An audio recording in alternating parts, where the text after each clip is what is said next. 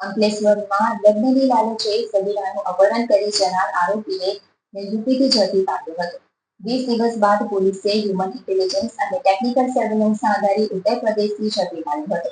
પોલીસે સગીરાને મુક્ત કરાવી હતી. પોક્સો તેમજ અપહરણ બાદ હવે દુષ્કર્મનો પણ ગુનો દર્જ કરી તપાસ શરૂ કરી હતી. અંકલેશ્વર જીઆઈડીસી પોલીસ મથક હદ વિસ્તારમાં 20 દિવસ પૂર્વે સગીરાને લગ્નની લાલચ આપી એક ઇસમ અપહરણ કરીને ફરાર થઈ ગયો હતો. જે સંદર્ભે પરિવાર દ્વારા જીઆઈડીસી પોલીસ મથકે ફરિયાદ નોંધાવતા પોલીસે ગુનો નોંધી તપાસ શરૂ કરી હતી અને સગીરાને ભગાડી જનાર ઇસમને ઝડપી પાડવા માટે ટેકનિકલ સર્વેલન્સ શરૂ કરી હ્યુમન ઇન્ટેલિજન્સની ટીમ એક્ટિવ કરી હતી.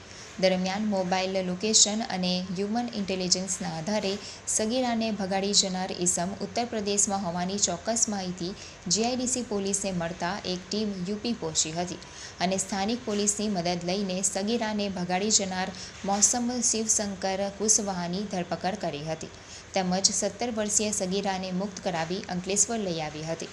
પોલીસે સગીરાનો મેડિકલ રિપોર્ટ કરાવતા તેની જોડે ઇસમે દુષ્કર્મ પણ આચર્યું હોવાની સામે આવતા પોલીસે દુષ્કર્મનો પણ ગુનો નોંધી મૌસમ શિવશંકર કુશવાહાના તબીબી પરીક્ષણ સાથે રિમાન્ડની તજવીજ પણ શરૂ કરી હતી.